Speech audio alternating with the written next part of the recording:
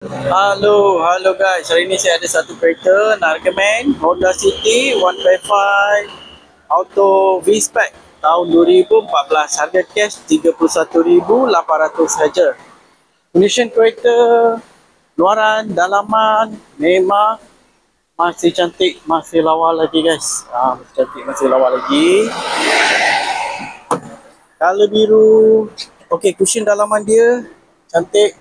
Okey, gelap sikit tak ada koyak, tak ada yang calar.